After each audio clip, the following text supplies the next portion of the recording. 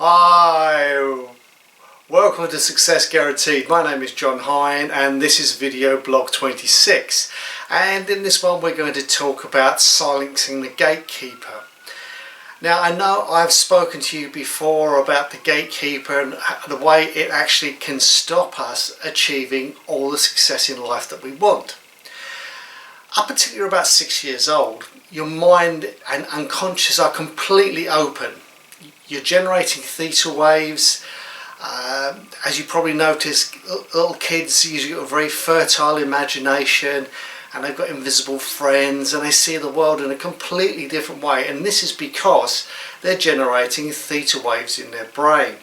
Now, theta waves make you very, very open to suggestion, which is why that you really shouldn't say negative things in front of kids, because you're the authority figure. They're the tiny ones and they can't understand that maybe what you're talking about is actually wrong or negative or basically just distorted.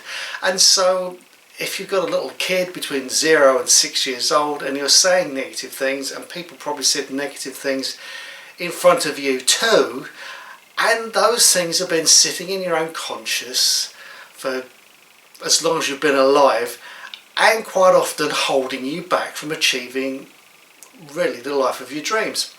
And this is because when you get to 6 years old, the gatekeeper comes into being and shuts the door on the unconscious. Why this happens, no one knows in this particular way.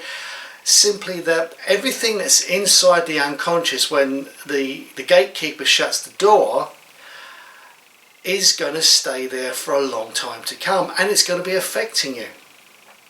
So how can you affect the gatekeeper? Well, there's lots of different ways of affecting the gatekeeper.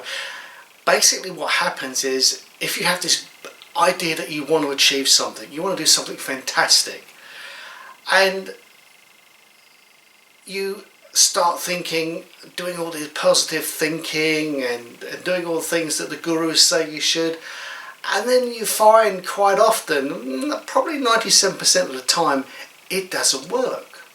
And the reason is there's nothing wrong with you. It means that when you do all this stuff, the gatekeeper turns to the unconscious and says, is this acceptable? Shall I let this in? And because the unconscious has got all these limiting programming in it from your childhood, it doesn't allow it to happen, because the unconscious is actually quite lazy. The unconscious likes to do the easy way, and the easy way is what's already happening now. So how do you actually get in and change the programming? Quite often the easiest way is using hypnosis or hypnotherapy, where we can put you into an altered state where your mind is quite open and the gatekeeper gets shut down. This is the way that you can do it. So hypnosis is the easiest way.